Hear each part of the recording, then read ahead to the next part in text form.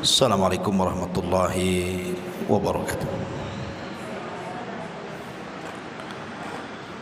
Alhamdulillah wassalatu wassalamu ala Rasulillah wa ala alihi wa sahbihi wa mawalah wa la hawla wa la quwwata illa billahi wa ba'du. Alhamdulillah, di pagi ini kita bisa duduk kembali untuk bertalabul ilmi, dan kajian di pagi hari ini kita akan mengambil hikmah dari kisah seorang tabi'in yang bernama Abu Kilabah Abdullah ibnu Zaidin Al-Jurmi. Abu Kilabah Abdullah ibn Zaid Al-Jurmi Al-Basri. Dia seorang kibarut tabi'in, pembesarnya para tabi'in generasi kedua setelah para sahabat, dan dia seorang perawi hadis yang sangat thiqah dan meninggal tahun 104 Hijriah, dan dia hidup sempat berjumpa dengan kekhilafahan Umar bin Abdul Aziz rahimahullahu ta'ala. Bagaimana kisahnya? Tapi saya tidak hendak mengkisahkan biografi secara utuh. Saya hanya ingin mengkisahkan tentang wafatnya beliau, karena ini ada kaitan dengan sebuah pelajaran tentang betapa besarnya keutamaan sabar dan juga syukur. Ma'asyiral muslimat yang dimuliakan Allah Subhanahu wa taala, saya ambil kisah ini dengan sanadnya dari Imam Auza'i dari Abdullah ibn Muhammad rahimahullahu ta'ala, dan diriwayatkan oleh Al-Imam Ibn Hibban, seorang pengeluar hadis. Yang menceritakan ini adalah Abdullah ibn Muhammad. Kata Abdullah ibn Muhammad ini, kharajtu ila sa'ilil bahri murabitan. Aku keluar saat itu menuju tepian pantai, dan aku bertugas sebagai penjaga perbatasan. Maksudnya perbatasan antar negeri Islam dan negeri kafir. Dan penjaga perbatasan itu memiliki keutamaan luar biasa dalam Islam. Kemudian dia mengatakan, falamma intahaitu ila sahil, ketika aku selesai berjalan-jalan bertugas menyisiri pantai, tepian-tepian pantai itu, kemudian tiba-tiba dari kejauhan aku melihat ada sebuah tenda di tengah padang pasir itu. Fiha rajulun qad dhahaba yadahu wa rijlahu wa thaqula sam'uhu wa basar. Tiba-tiba dalam kemah itu, kata Abdullah ibn Muhammad ini, aku mendapati seseorang yang sudah tidak punya kedua tangan dan tidak punya kedua kaki. Kemudian pandangannya melemah dan juga pendengarannya kurang. Coba ibu bayangkan, ada orang tidak punya tangan, tidak punya kaki, pandangannya sudah lemah rabun, dan pendengarannya juga sudah kurang, agak budak. Kemudian ketika kata Abdullah ibn Muhammad mendekat kepada tenda tadi, dia mendengar orang cacat itu sedang berdoa kepada Allah Azza wa Jalla. Apa doanya? Allahumma auzi'ni an ahmadaka hamdan ukafi bihi syukra ni'matik allati an'amta biha alayya wa faddaltani ala kathirin mimma khalaqta tafdila.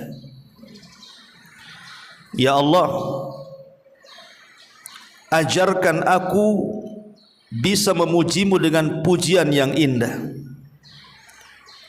agar aku bisa membalas rasa syukur akan nikmat yang kau berikan kepadaku, di mana engkau sudah utamakan aku dari seluruh makhluk yang kau ciptakan beberapa tingkatan. Lihat bagaimana orang ini, Bu. Orang ini tidak punya tangan, tidak punya kaki, pandangannya sudah melemah, telinganya pun sudah agak budak.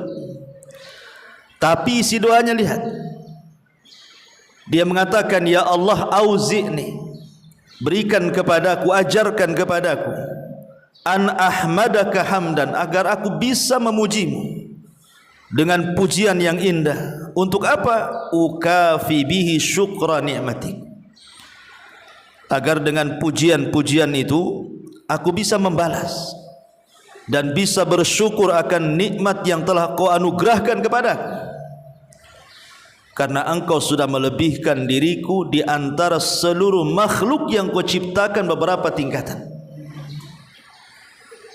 Kalau kita berpikir, apa yang disyukuri orang ini coba? Tangan tak punya, kaki sudah tak punya, pandangan pun sudah rabun, telinga pun sudah tidak bisa mendengar. Yang sehat itu hanya lisannya saja. Tapi dia berusaha dengan lisan yang sehat itulah dia bersyukur akan nikmat Allah Azza wa Jalla. Kemudian Abdullah ibn Muhammad ini menceritakan lagi, wallahi la atiyanna hadzal rajul wa la as'alannahu anna lahu hadza. Kemudian dia mengatakan, demi Allah, aku harus tahu orang ini, aku harus tanya, kok bisa orang seperti itu memuji sedemikian rupa kepada Allah Subhanahu wa taala dan bersyukur akan nikmat dan ingin terus membalas nikmat itu dengan kesyukuran. Semangat orang ini, Muhammad atau Abdullah ibn Muhammad ini. Kemudian juga dia bertanya-tanya, karena orang yang seperti itu kan mustahil mengucapkan kalimat seperti itu. Jangankan orang seperti itu, ibu saja kadang-kadang baru diuji dengan sakit saja, mungkin sakitnya tidak parah, untuk mengucapkan kalimat seperti ini berat. Mungkin malah keluhan-keluhan yang kita keluarkan, karena biasanya ujian yang paling menggoyang iman itu kan sakit. Kalau orang mungkin kehilangan harta masih bisa sabar, ataupun orang-orang yang kita cintai mungkin meninggal, masihlah bisa kita ini untuk bersabar. Tapi kalau penyakit ini agak sulit, Bu, karena penyakit ini kan melekat di badan dan terkadang terus-terusan.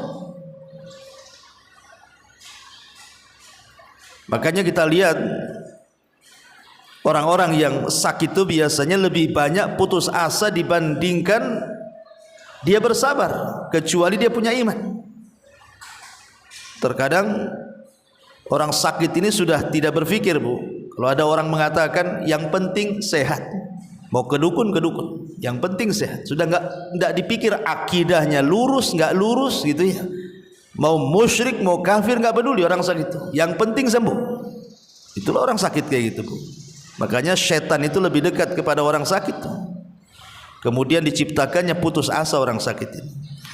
Lah sementara orang ini tidak ada raut putus asa sama sekali. Malah dia dengan kondisi seperti itu malah bersyukur sekali gitu ya. Dengan kedua tangannya yang putus, kedua kakinya yang putus, mata dan telinganya sudah kurang juga, tapi terus memuji Allah Subhanahu wa taala dan bersyukur akan nikmat yang pernah Allah anugerahkan kepadanya. Sehingga Abdullah ibn Muhammad ini mengatakan, apakah orang itu mengucapkan karena paham, karena ilmu, atau karena Allah berikan ilham sehingga dia mengatakan seperti itu? Jadi dia berusaha untuk mendatangi orang itu. Fa'ataitur rajula fasallamtu alaihi, maka aku pun datang kepada orang itu dan mengucapkan salam. Assalamualaikum. Maka orang itu menjawab salam, waalaikumsalam warahmatullahi wabarakatuh. Kemudian kata Abdullah ibn Muhammad ini, dia menceritakan lagi, sami'tuka wa anta taqulu Allahumma auzi'ni an ahmadaka hamdan ukafi bihi syukra ni'matika allati an'amta biha alayya wa faddaltani ala kathir mimma khuliqta tafdila fa ayyu ni'matin min ni'amillahi alayka tahmaduhu alaiha. Jadi kata Abdullah ibn Muhammad bertanya, maaf Tuhan, saya mendengar kamu tadi mengucapkan kalimat ya Allah, ajarkan aku agar aku bisa memujimu dengan pujian yang indah. Dengan itu aku bisa membalas rasa syukur akan nikmat yang telah kau anugerahkan kepadaku, dan engkau telah lebihkan aku dari seluruh makhluk yang kau ciptakan. Pertanyaannya, kata Abdullah bin Muhammad ini, nikmat apa dari nikmat-nikmat Allah yang kau syukuri itu apa? Kenapa kau memuji Allah sedemikian rupa? Kemudian orang ini mengatakan, wa ma tara ma sana'a rabbi, tidakkah kau lihat apa yang telah Allah anugerahkan kepadaku? Coba, masih juga dia mengatakan seperti itu. Tidakkah kau lihat kondisiku ini, katanya. Padahal kondisinya tidak punya tangan, tidak punya kaki, tidak ada yang sehat di badannya kecuali lisannya saja. Tapi dia mengatakan, wa ma tara ma sana'a rabbi, tidakkah kau lihat kondisiku, katanya. Kemudian dia mengatakan, wallahi demi Allah, lau arsala as-sama' alayya naran fa ahraqatni wa amara al-jibala fadamaratni wa amara al-bihar fagharaqatni wa amara al-arda fabala'atni mazdadtu li rabbi illa syukra. Dia mengatakan, demi Allah, kalau seandainya Allah perintahkan langit untuk mengirim halilintar dan petirnya dengan api kemudian membakarku, ataupun gunung-gunung Allah perintahkan untuk menimpa diriku sehingga aku hancur lebur, atau Allah mungkin perintahkan lautan agar menenggelamkan diriku, atau mungkin Allah perintahkan bumi untuk menelan aku, demi Allah tidaklah menambah untukku kecuali rasa syukurku kepada Allah subhanahu wa ta'ala. Coba bayangkan, ini ucapan ini dalam. Maksudnya apa? Terkadang orang tidak pernah melihat dalam musibah itu ada kebaikan. Terkadang orang itu tidak pernah melihat di balik musibah itu ada kebaikan. Rata-rata orang memandang musibah ya musibah, musibah ya keburukan. Itu rata-rata orang kan itu. Makanya lihat, kalau orang diuji dengan kekayaan, persis seperti yang dikatakan Quran, Rabbi akraman, Allah sedang memuliakan aku. Coba lihat kalau ada orang kaya ditanya, macam mana kondisimu? Alhamdulillah. Mulailah orang kaya ceramah pula sama kita, kamu kalau ingin kaya jangan tinggalkan duha. Mulai dia ujub kan itu. Jangan lupakan istighfar, jangan lupakan solat malam. Iya, dia ngomong waktu kaya. Ya, kamu enggak lihat status saya, tiap hari saya bangun malam, katalah. Udah cerita status pula. Waktu kaya itu ngomong gitu itu, Bu ya. Coba habis itu Allah uji dengan kemiskinan, datang lagi sama orang itu, kira-kira salat duha lagi enggak tuh? Salat malam enggak dia? Status salat malamnya masih ada enggak? Enggak yakin. Kalau kita datang kepada orang kaya kemudian miskin yang tadinya menceramai kita baik-baik, boleh jadi mungkin dia terbalik kan itu. Entah apa yang Allah uji sama saya ini. Ya, begini begitu, ngeluh akhirnya. Itulah orang kalau diuji itu. Kalau orang beriman, pasti dia akan menggabungkan sabar dan syukur kan. Maka kenapa iman itu kalau dibagi dua, itu separuhnya sabar, separuhnya syukur. Iman itu kalau dibagi dua, itu separuhnya sabar, separuhnya syukur. Mana dalilnya? Rasulullah SAW mengatakan, ajaban li amril mu'min, sungguh mengherankan perkaranya seorang mukmin itu. In asabathu dharra sabar. Kalau Allah uji dengan berbagai macam ujian, dia pun sabar. Fakanat khairan lahu. Justru itu kebaikan bagi dia. Wa in asabathu sarra syakara fakanat khairan lahu. Kalau ditimpa sebuah hal yang indah bagi hidupnya, nikmat yang banyak, maka dia pun bersyukur dan itu baik bagi dia. Jadi seorang mukmin itu sama saja, mau diuji ya baik bagi dia, mau diberikan nikmat pun sama saja. Maknanya kemiskinan tidak menjadikan dia kufur, kemudian kekayaan pun tidak menjadikan dia kufur. Dua-duanya sama. Ya. Kita teruskan. Ya. Jadi orang ini mengatakan, sekiranya Allah memberikan berbagai macam ujian kepadaku, mau langit mengirimkan halilintar kepadaku, mau gunung menimpaku, mau lautan menenggelamku, dan begitu seterusnya, tetap aku tidak akan menambah kecuali kesyukuranku kepada Rabbku, kata orang ini. Kemudian dia mengatakan, kenapa alasannya? Alasannya, lima an'ama alayya min lisani hadha. Karena dari seluruh badanku Allah belum membuat cacat lisanku. Aku masih bisa bersyukur. Ya. Okelah, tanganku hilang, kakiku hilang, pandanganku sudah mulai rabun, telingaku sudah mulai kurang, tapi lisanku masih sehat. Ini yang tidak bisa kita lakukan, mensyukuri nikmat yang ada, tidak memikirkan nikmat yang sudah tidak ada. Ini yang kalau orang bisa mengucapkan kalimat ini luar biasa, karena kebanyakan orang pusing itu karena memikirkan nikmat yang sudah tidak ada tuh. Nikmat yang ada nggak pernah disyukuri itu. Makanya kan saya pernah bercerita sama ibu kisah siapa? Urwah ibn Zubair. Urwah ibn Zubair rahimahullahu ta'ala, putra daripada Zubair ibn Awam, orang yang paling abid, ahli ibadah, paling sabar, paling syukur. Luar biasa biografinya itu Urwah bin Zubair ini. Jadi saat kakinya Urwah ini harus diamputasi, saat kakinya Urwah diamputasi karena penyakit, ya, seperti mungkin kena gula kan harus diamputasi itu kadang-kadang kan. Kemudian dia menghadap tabib dokter dan mengatakan, apakah kakiku harus dipotong atau diamputasi? Kata dokter, ya, ini tidak bisa diselamatkan. Kemudian dokter mengatakan, tetapi Urwah, ya Imam, ketika dipotong kakimu pasti kau akan merasakan sakit yang luar biasa. Sebaiknya kau minum khamr. Karena di zaman itu kan belum ada alat bius gitu ya. Ya caranya minum khamr supaya tidak sakit, supaya mabok gitu kan. Tetapi Urwah mengatakan, kalau seandainya aku harus mabok dan minum khamr, kemudian Allah takdirkan aku mati, berarti aku mati sedang mabuk. Aku tak mau, katanya.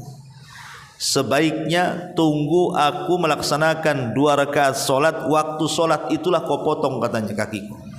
Kalau Allah takdirkan aku mati, berarti aku mati dalam kondisi solat. Luar biasa kan. Ya, harusnya kita ini berdoa seperti itu, minta kepada Allah kalau bisa kita diwafatkan itu dalam posisi ibadah, ya, supaya secara lahiriah itu mengarah kepada husnul khotimah. Ya. Akhirnya ketika dia sholat betul-betul dipotong. Ya namanya dipotong ya sakit, walaupun sedang sholat. Akhirnya kemudian karena dia tidak tahan, pingsanlah Urwah ini, pingsan. Maka sang tabib berusaha untuk menyadarkan Urwah ini, suruh bangun. Ketika Urwah siuman, datang pula kemudian orang menghabarkan bahwa putranya meninggal. Baru dia siuman dari amputasi itu, tiba-tiba dihabarkan kepada Urwah, ya Urwah, anakmu meninggal. Coba bayangkan, terkadang ujian ini datang bertubi-tubi itu. Habis hilang kakinya, datang pula kabar anaknya meninggal. Tapi Urwahnya mengatakan, alhamdulillah ala kulli hal. Alhamdulillah atas segala kondisi. Sang tabib ini heran, kenapa Urwah mengatakan alhamdulillah? Akhirnya kemudian kata Urwah kepada sang tabib ini, tidakkah kau lihat anggota badanku? Allah berikan kepadaku 2 tangan dan 2 kaki, kau baru putus 1, masih ada 3 katanya. Kemudian datang kepadaku kabar putraku meninggal. Aku loh punya putra 5, kalau mati 1 masih ada 4 katanya. Nah ini yang belum bisa kita rasakan seperti ini. Terkadang kita ini memikirkan musibahnya, tidak pernah memikirkan nikmatnya. Lah inilah yang dirasakan oleh orang cacat ini. Dia mengatakan, kenapa aku mengatakan bahwa aku terus bersyukur kepada dan bersabar? Karena dari semua anggota badanku, lisanku masih sehat, masih bisa berzikir kepada Allah Subhanahu wa taala. Kemudian dia mengatakan, walakin ya Abdullah, idza ataitani li ilaika haja, qad tarani ala ayyi halatin ana lastu aqdar li nafsi ala dhurrin wala naf'in, walaqad kana ma'i baniyun li yata'ahadani fi waqti salati wa yuwaddi'uni wa idza ji'tu at'amani wa idza atashtu syaqani walaqad faqadtuhu mundu 3 ayyam fatahassasu li rahimakallah. Fatahassasu li rahimakallah. Baik. Jadi orang ini mengatakan, orang cacat ini, wahai Abdullah, engkau datang kepadaku, saya kira engkau ada hajat kepadaku. Tetapi dia mengatakan, kau lihat kondisiku sekarang kan, aku tidak punya kaki, tidak punya tangan, pandanganku melemah, kemudian pendengaranku juga melemah. Aku tidak sanggup untuk menolak madarat ataupun memberikan manfaat. Sebenarnya di tenda ini ada anak kecil, itu anakku. Dia setiap hari menolong solatku, mewudukan aku. Apabila aku lapar, dialah yang memberi makan kepadaku. Apabila aku haus, dialah yang memberikan minum kepadaku. Masalahnya wahai Abdullah, anak itu sudah 3 hari menghilang. Tolong cari untukku, bisa enggak? Artinya orang cacat ini sudah 3 hari tidak makan, 3 hari tidak minum. Ya mungkin kalau sholat, mungkin dengan cara meniatkan begitu, karena tidak punya tangan untuk wudu tak bisa, tayamum juga tak bisa. Ya mungkin dengan cara dipikirkan kan, itu dibayangkan. Pakai apa? Enggak punya tangan, enggak punya kaki. Berarti kondisinya mengenaskan. 3 hari tak makan, tak minum, seperti apa coba? Kalau bukan karena Allah Subhanahu wa taala, mungkin sudah mati orang cacat ini. Tapi Allah masih berikan kekuatan dia hidup, sehingga dia minta kepada Abdullah bin Muhammad ini, bisa enggak kau carikan anakku tuh, sudah 3 hari tak pulang dia. Ya. Kemudian kata Abdullah bin Muhammad, dia mengatakan, wallahi, demi Allah, orang sepertimu layak dibantu. Orang sepertimu layak dibantu. Karena membantu orang sepertimu a'dhamu indallahi ajran. Demi Allah, ini pahala yang sangat besar. Saya akan cari. Tapi sifatkan anakmu seperti apa? Ya. Akhirnya kemudian dia pun menceritakan anaknya begini. Kemudian famadaitu, aku pun pergi. Dia mengatakan, ketika aku pergi ghaira ba'id, sudah tidak jauh dari tenda itu. Ya. Hatta sirtu baina kithban minar ramli.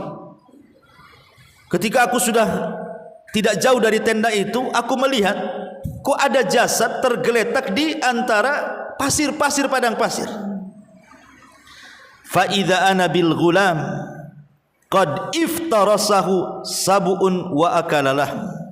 Tiba-tiba aku melihat ada jasad, separuh dagingnya sudah habis dimakan binatang buas, dan dia pun sudah tergeletak mati.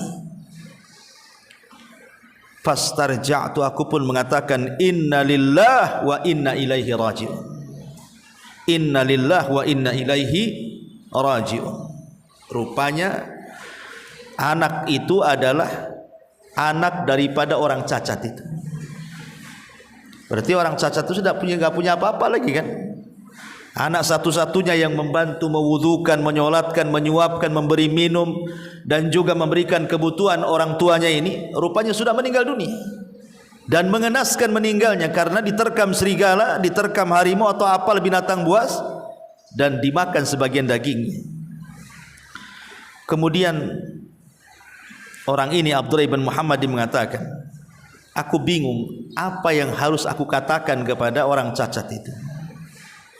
Fa bainama ana muqbilu nahwihi id khatara alayya qalbi, id khatara ala qalbi dzikra Ayyub alaihi salatu wassalam.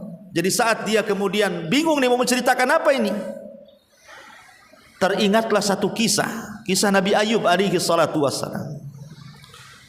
Mulailah kemudian setelah dia merancang untuk menghibur orang cacat itu dengan sebuah pertanyaan tentang kisah Nabi Ayyub, mulailah dia mendekat dan hendak menghabarkan kematian putranya, tapi dimukodimahi dengan cerita dulu. Harusnya begitu, Bu. Ya. Kalau ada kawan ibu kena musibah gitu ya. Mungkin dia enggak dengar, mungkin saudaranya meninggal atau apa orang yang dicintainya meninggal atau mungkin rumahnya kebakaran atau apalah kan, dan orang ini belum tahu. Ya. Jangan langsung diceritakan ulang, nanti shock nantinya. Tapi dihibur dulu gitu maksudnya. Baru setelah tenang, baru cerita. Seperti kisahnya siapa? Ummu Salamah. Ya.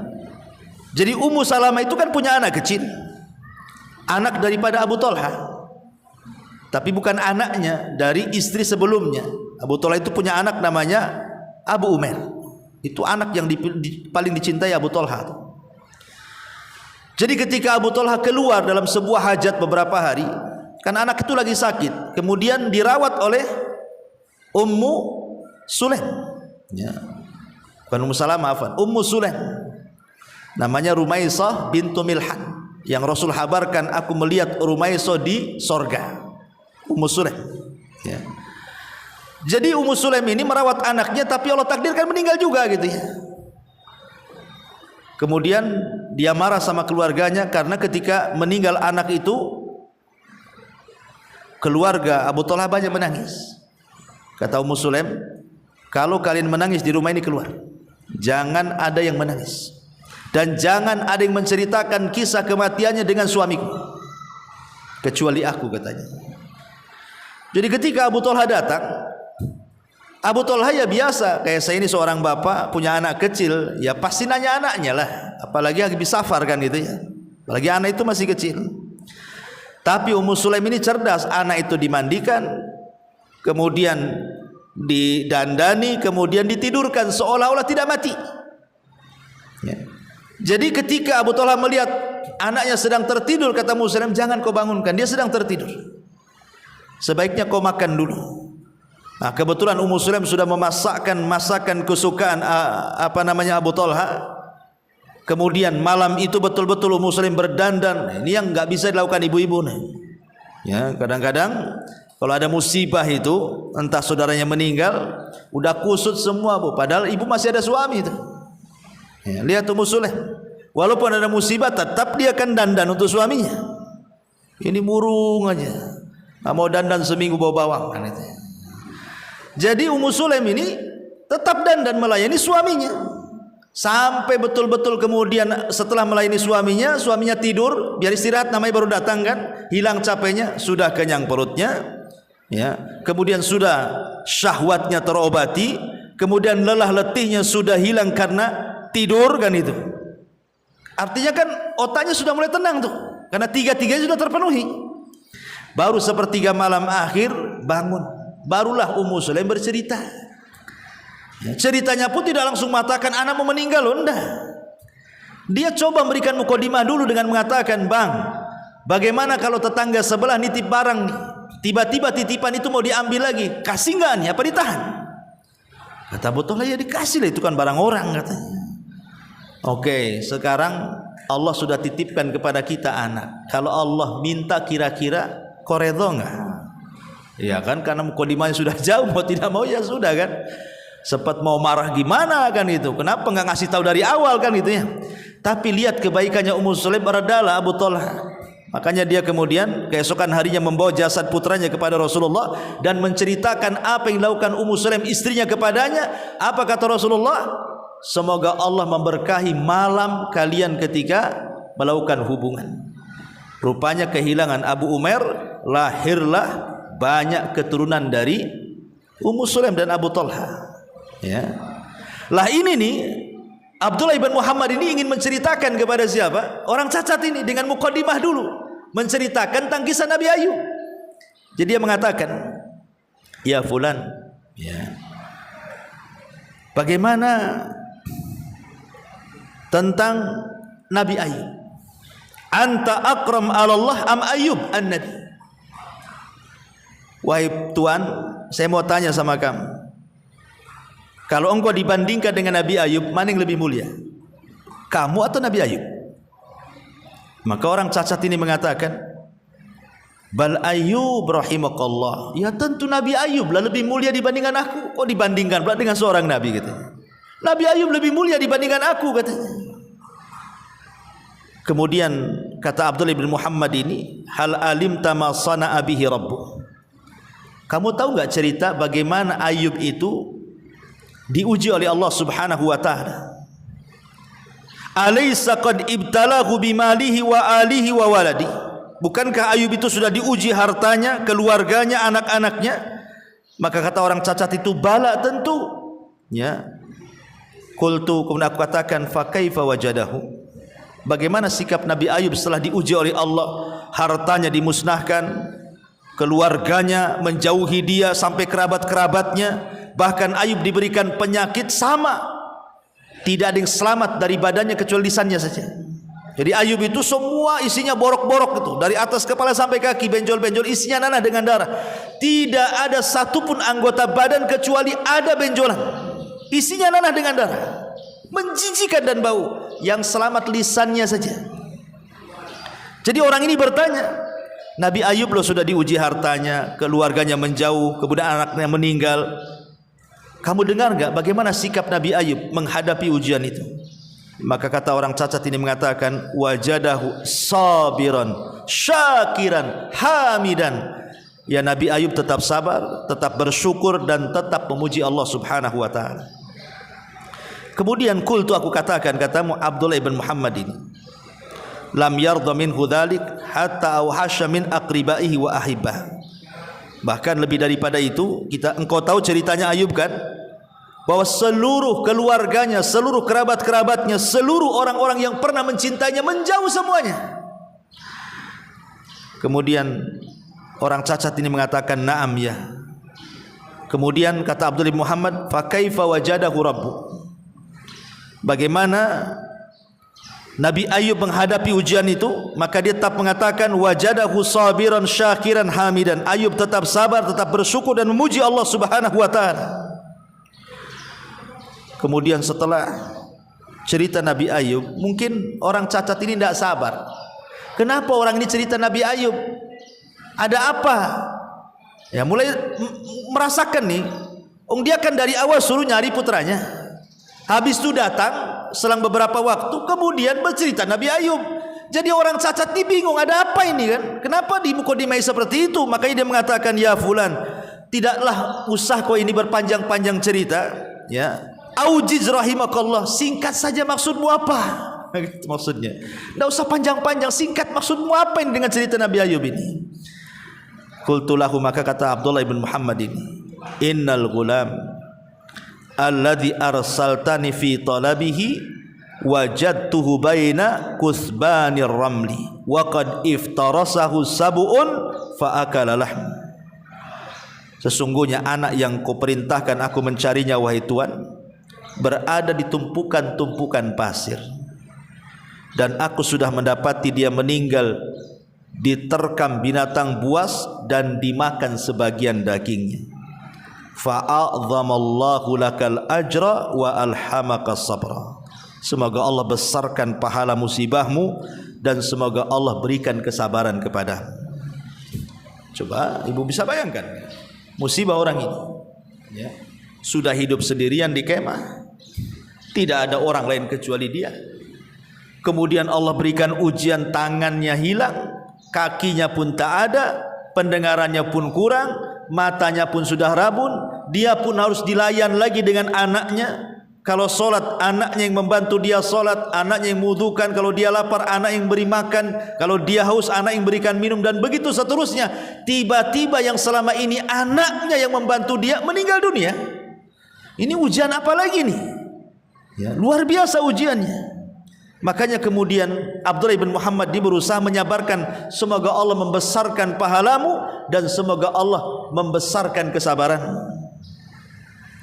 Tiba-tiba orang ini mengatakan, alhamdulillah alladzi lam yakhluq min dzurriyyati khalqan ya'sihi fayu'adzab bin nari. Masih juga dia mengatakan, segala puja dan puji hanya milik Allah. Bayangkan coba ya. Sudah tidak ada lagi yang melayani dia itu. Ketika dihabarkan anaknya meninggal, masih juga dia mengatakan alhamdulillah yang telah menciptakan dari keturunanku anak yang tidak pernah bermaksiat kepada Allah, sehingga dia tidak diazab dengan neraka.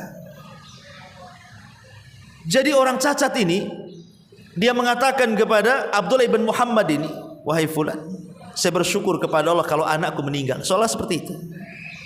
Karena anak itu selama bersamaku tidak pernah bermaksiat kepada Allah. Dia anak yang berbakti, sehingga kalaupun dia harus mati diterkam binatang buas, saya yakin dia tidak mungkin diazab, karena dia tidak pernah bermaksiat.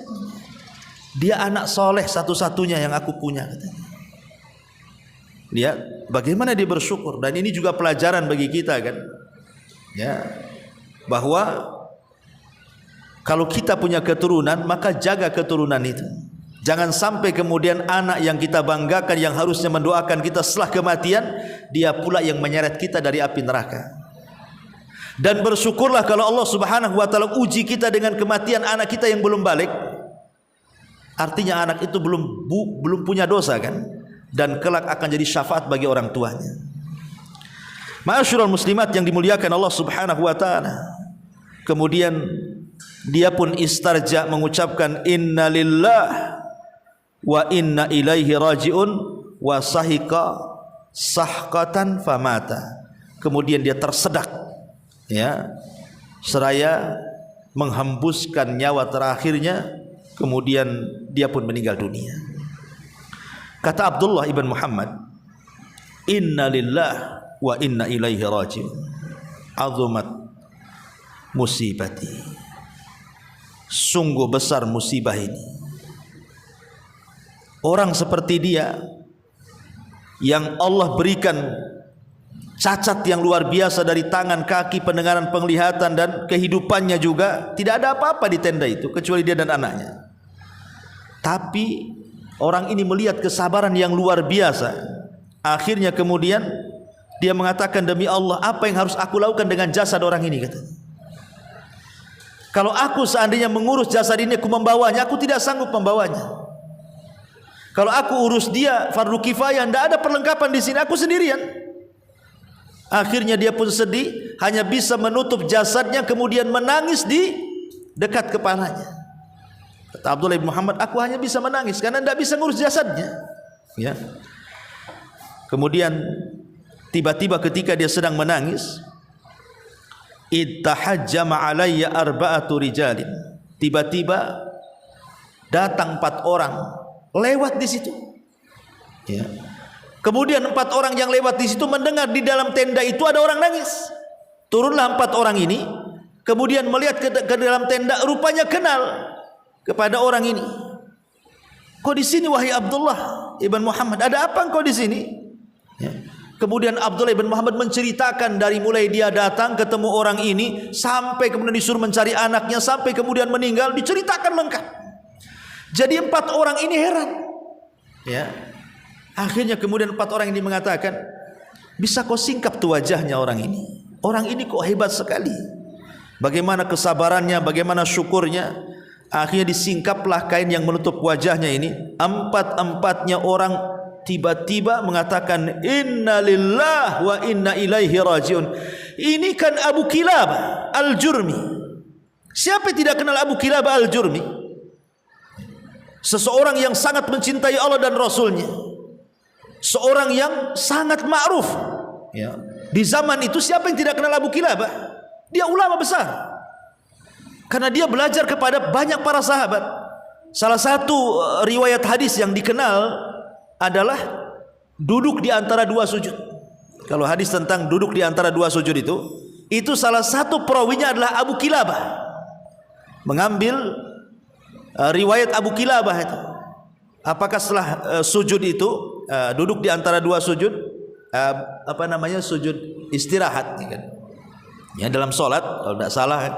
Itu salah satu perawinya adalah Abu Kilabah. Bukan duduk di antara dua sujud, duduk istirahat dari sujud ke bangkit ya. Apakah setelah sujud langsung bangkit, ataukah setelah sujud itu ada duduk istirahat dulu baru bangkit, gitu maksudnya. Nah, ini kan polemiknya dari hadis Abi Kilabah yang kita ceritakan ini.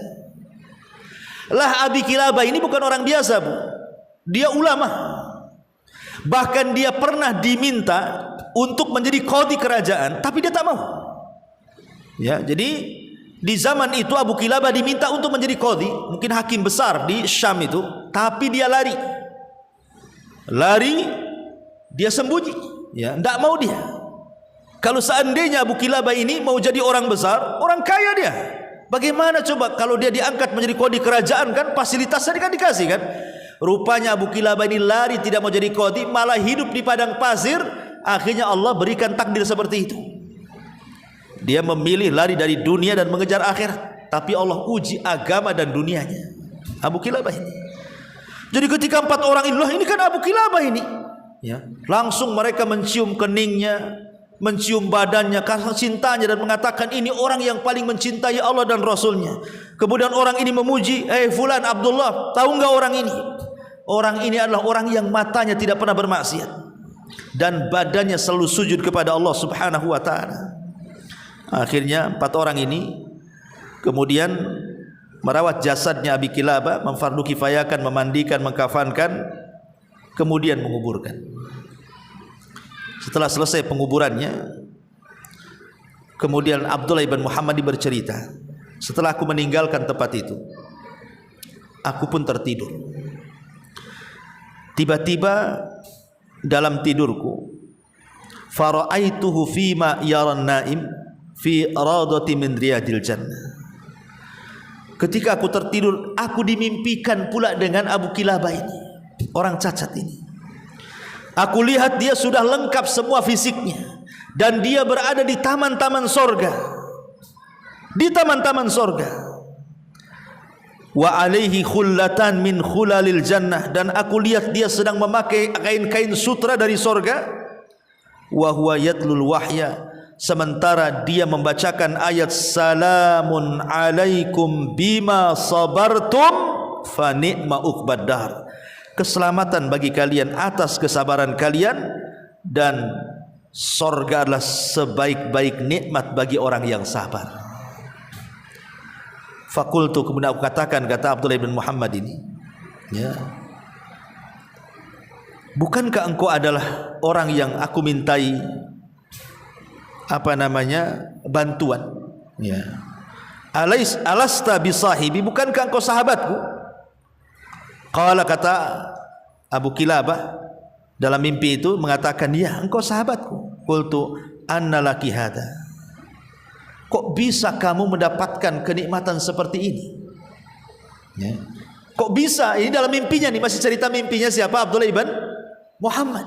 Kok bisa kamu dapat kenikmatan, keindahan, fasilitas yang sedemikian luar biasa di surga ini? Apa yang kau lakukan? Maka kata Abu Kilabah mengatakan, inna lillahi darajat la tunal illa bis sabri indal bala wasyukri indar raha ma khasyatillahi azza wa jal fis sirri wal alaniyati. Ini rahasianya, Bu. Ini kata-kata Abu Kilabah yang dipesankan oleh beliau kepada Abdullah ibn Muhammad dalam mimpinya. Kenapa dia sampai mencapai derajat tinggi di sorga itu?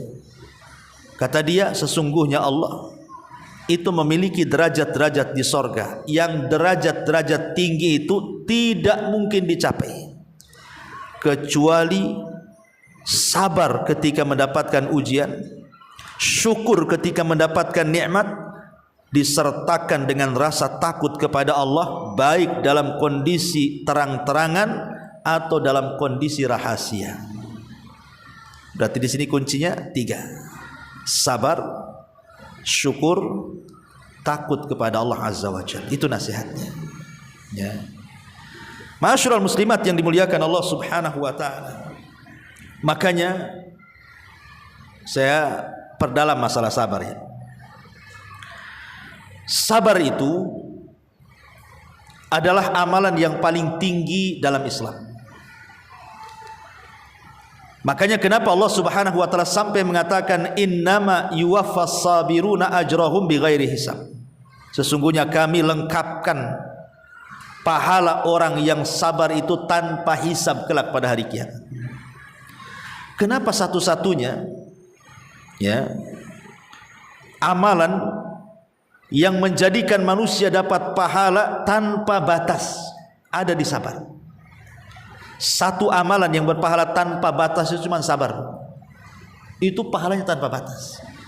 Kalau sholat, puasa, zakat atau ibadah yang lain itu ada batas pahalanya. Seperti baca Quran, 1 huruf 10 kebaikan. Kan ada batasnya 10 kebaikan. Sedekah dilipat gandakan menjadi 700 kali lipat kan itu.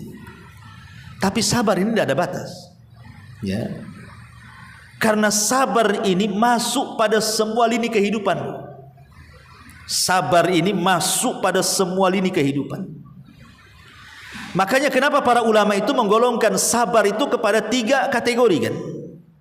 Baik ibu melaksanakan ketaatan kepada Allah, berhajat kepada kesabaran. Sebab kalau orang tidak sabar tidak mungkin melaksanakan ketaatan. Solat ibu kalau nggak sabar nggak solat. Ya, puasa kalau nggak sabar nggak jadi puasa.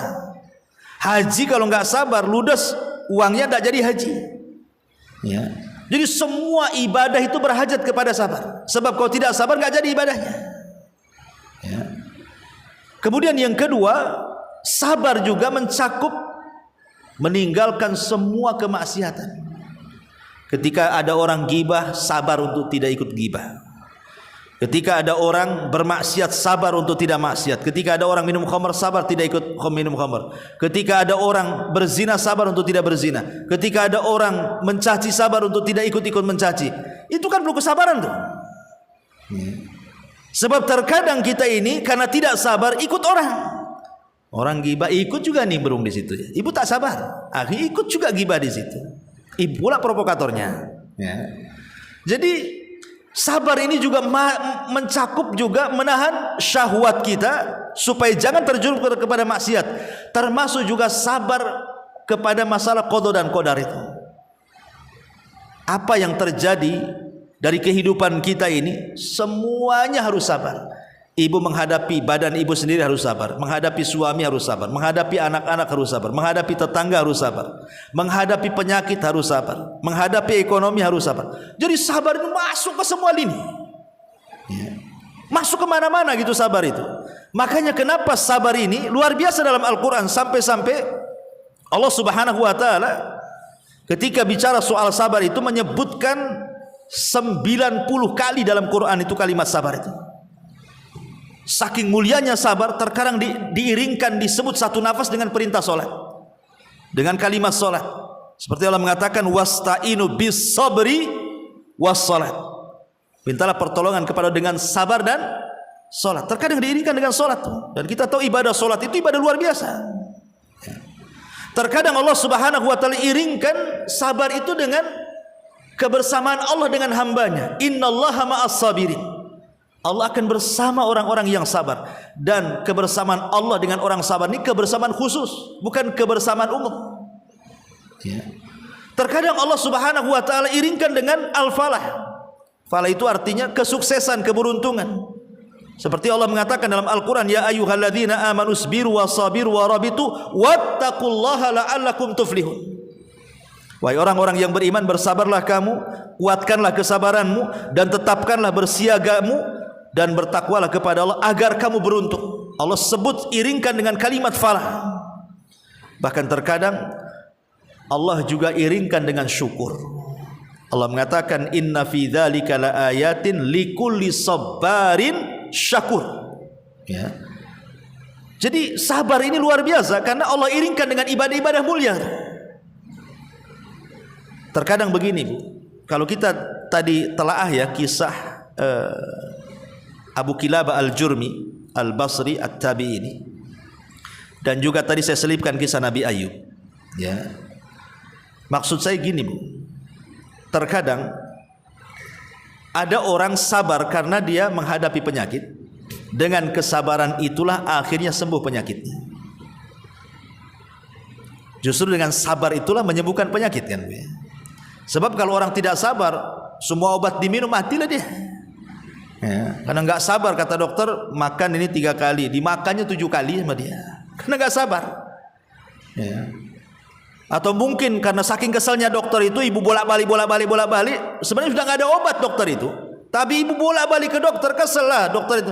Mungkin dia bercanda, minum air kencingmu katanya. Padahal bercanda, diminum air kencing mati.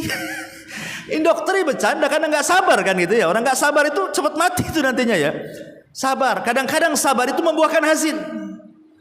Ya. Kadang kata dokter jangan makan ini, jangan makan itu, jangan makan ini. Betul-betul ibu turuti itu.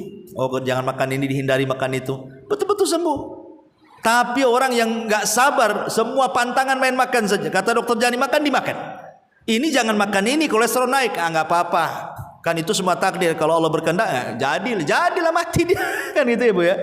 Makanya terkadang sabar itu membawakan hasil. Tapi kalau seandainya Allah takdirkan, ibu mungkin sudah sakit, ibu sudah sabar, tapi sampai mati, Bu, nggak membuahkan hasil sabarnya. Betul-betul ibu meninggal, tapi ibu meninggal di atas kesabaran. Apakah kemudian percuma sabarnya? Tidak. Perhatikan sebuah hadis. Nabi SAW sampai mengatakan dalam hadis Jabir bin Abdullah radhiyallahu anhu yang dikeluarkan Imam Tirmidzi dan disahihkan oleh Syekh Albani rahimahullah, yawaddu ahlul afiyati yaumal qiyamah hina yu'ta ahlul bala ats-tsawaba law anna juludahum kanat qurridat fid dunya bil maqarid. Nanti pada hari kiamat, orang-orang yang tidak pernah diuji itu dengan sakit, sehat aja hidupnya. Ya. Tapi kemudian anggaplah meninggalnya ketabrak mati. Tapi tidak pernah dia sakit di dunia. Betul-betul sehat di dunia. Jadi ketika pada hari kiamat dia melihat bagaimana pahala yang Allah berikan kepada orang yang diuji dan sabar luar biasa. Mereka pun yawaddu ahlul afiyah, kata Rasul. Orang-orang yang sehat di dunia berangan-angan yaumal qiyamah, pada hari kiamat. Hina yu'ta ahlul bala, ketika orang-orang yang diuji oleh Allah diberikan pahala banyak. Yu'ta ahlul bala tsawab, diberikan pahala banyak. Mereka pun mengatakan lau anna juludahum kanat quridat fid dunya bil maqarid. Seandainya sewaktu mereka di dunia mereka siap kalaupun harus dikuliti kulitnya sehingga lepas dari dagingnya. Itu nanti angan-angan penduduk di akhirat tuh. Ya. Baru mereka sadar betapa tingginya kesabaran ketika menghadapi musibah. Sampai-sampai orang-orang sehat mengatakan, coba aku di dunia dikuliti tidak apa-apa. Kalau akhirnya pahala yang Allah berikan kepada orang sabar itu sebesar ini, gitu maksudnya. Ini kan luar biasa. Tapi ini kan angan-angan nanti. Kita sudah tahu angan-angan orang-orang sehat di akhirat itu seperti ini kan. Sudah tahu dalam hadisnya bahwa mereka akan berangan-angan seperti itu. Tapi kenyataannya kan tidak juga kita terhibur dengan hadis ini. Tetap saja kalau kena musibah ya ngeluh kan gitu ya. Nggak terpikir nanti akan banyak pahalanya. Enggak. Makanya salah satu yang meringankan ujian itu adalah dengan mengingat pahala di akhirat. Hanya dengan itu, apalagi? Ya, seperti Abu Kilabah ini, tidak punya tangan, nggak punya kaki, pandangan rabun, telinga sudah nggak ada, tidak ada yang sehat kecuali lisannya. Tapi dia tahu bahwa di sana ada jaza, ada balasan. Makanya dia sabar. Ya. Ma'asyiral muslimat yang dimuliakan Allah Azza wa Jalla. Makanya sebuah hadis yang dikeluarkan Bukhari Muslim, kata Rasul, ma u'tiya ahadun ata'an khairan ma u'tiya ahadun ata khaira awsa minas sabri. Tidaklah seseorang itu diberikan pemberian khairun, lebih baik daripada kesabaran. Ya, ini luar biasa. Ya. Ma'asyiral muslimat yang dimuliakan Allah Subhanahu wa taala. Kenapa sabar itu sedemikian indahnya dan agungnya? Sampai-sampai perkataan Ummul Mukminin Aisyah radhiyallahu anha mengatakan apa? Fasabrun jamil. Sabar itu indah. Ini kata-kata siapa? Aisyah. Aisyah yang mengatakan fasabrun jamil. Sabar itu indah. Dia menukilkan perkataan siapa? Nabi Ayub saat kehilangan Yusuf. Nabi Ayub mengatakan fasabrun jamil. Sabar itu indah. Diulang lagi oleh Aisyah radhiyallahu anha, fasabrun jamil. Sabar itu indah.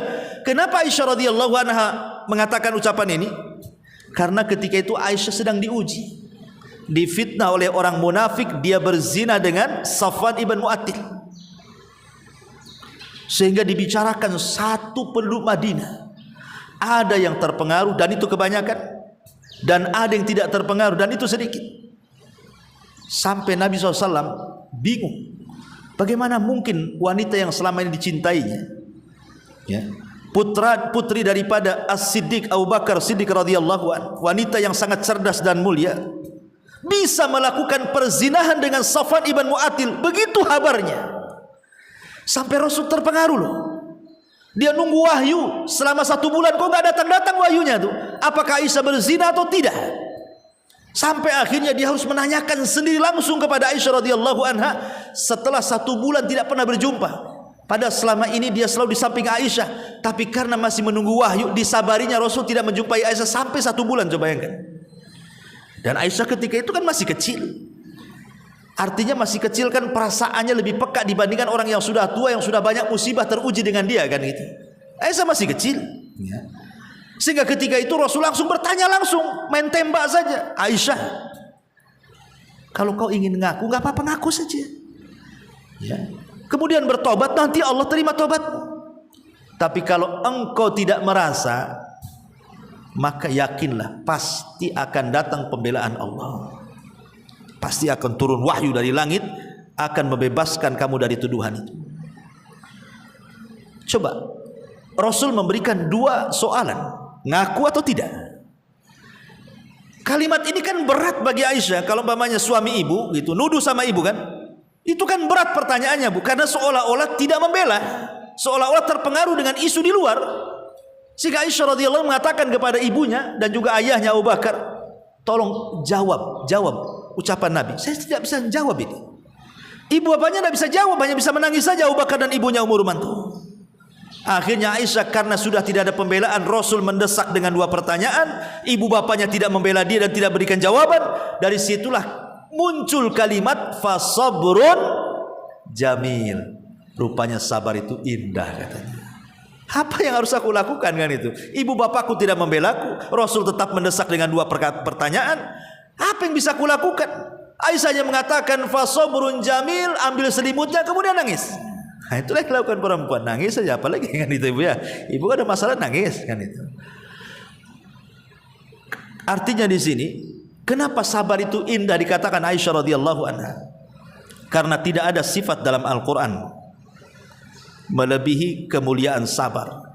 Karena Allah berikan 3 keutamaan. Cukuplah sabar itu.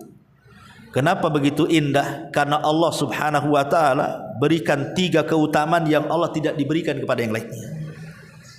Perhatikan ayat, wala nabluwannakum bisyai'im minal khawfi wal ju'i wa naqsim minal amwali wal anfusi wath thamarat wa basyiris sabirin alladzina idza asabathum musibatun qalu inna lillahi wa inna ilaihi raji'un ulaika alaihim salawatun min rabbihim wa rahmah wa ulaika humul muhtadin.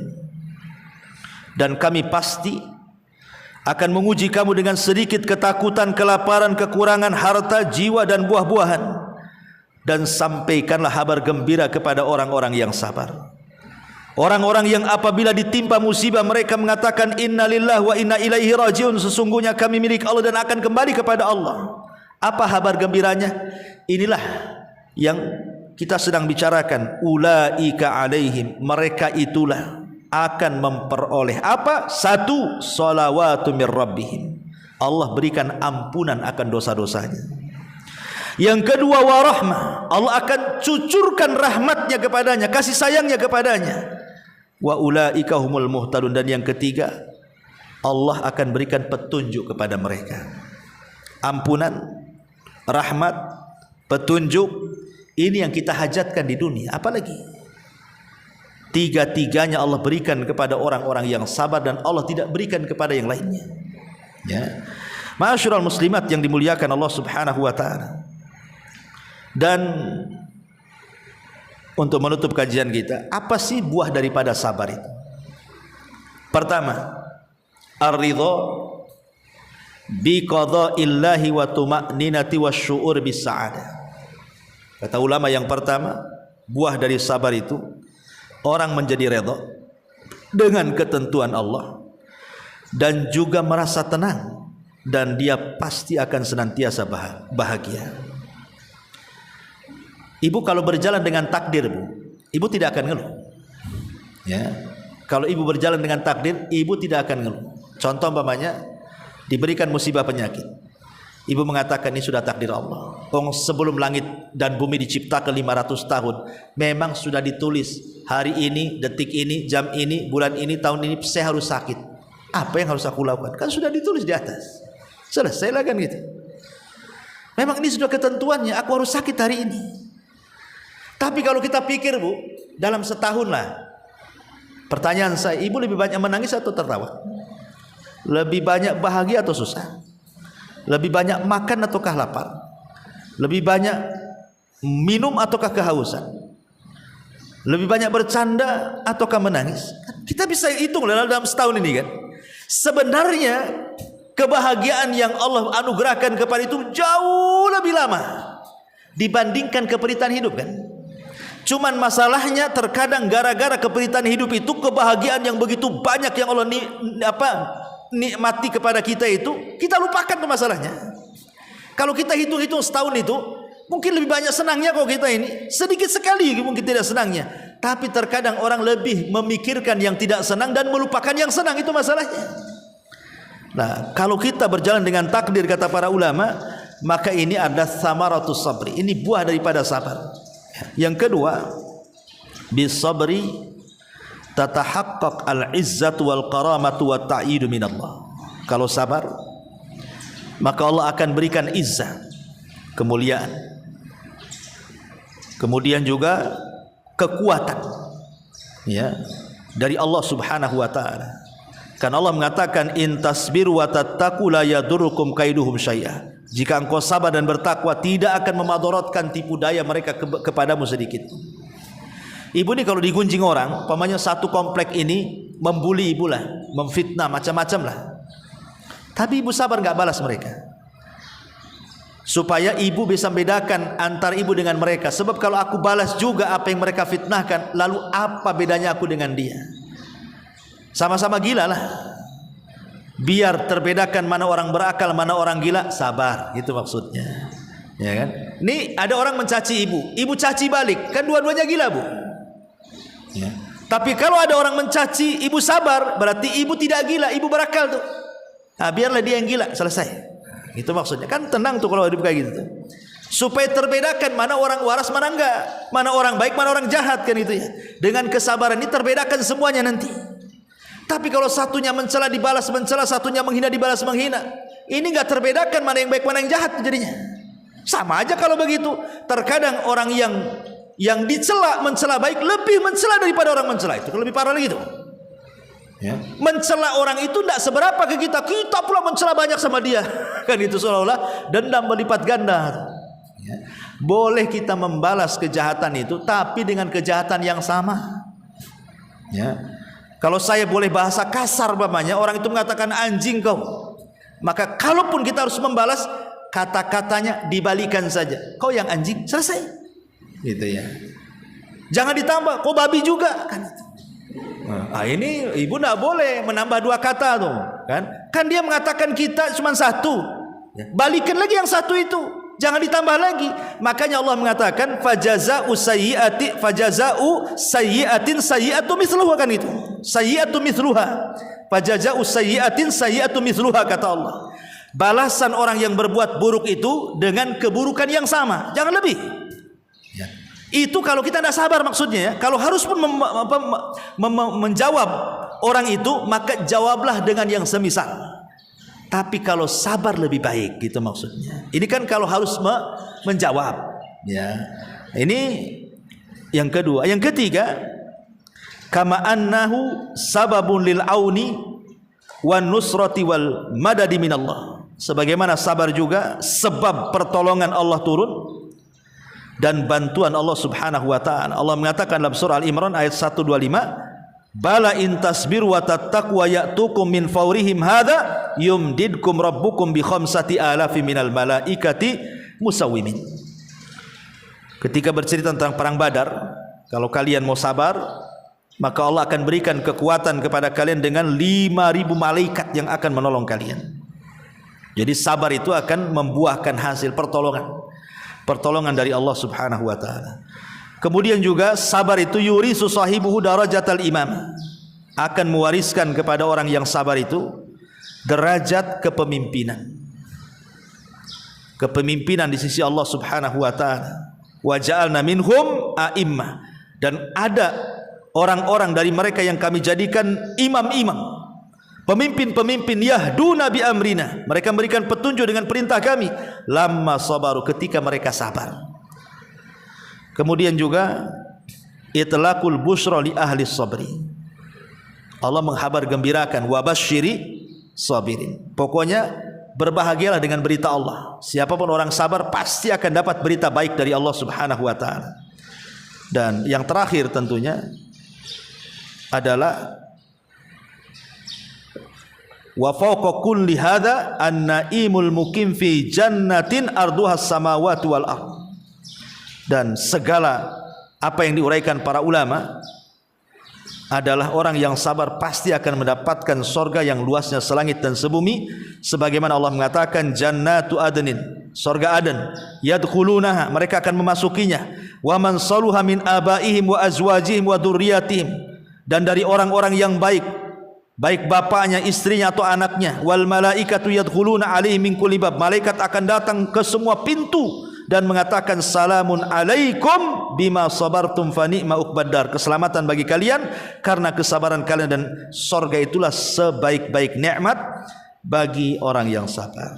Inilah di antara faedah kisah daripada Abu Kilabah Al-Jurmi At-Tabi'i Al-Basri rahimahullahu taala. Wallahu a'lam. Taib, sebelum saya tutup, mungkin ada yang bertanya, silakan.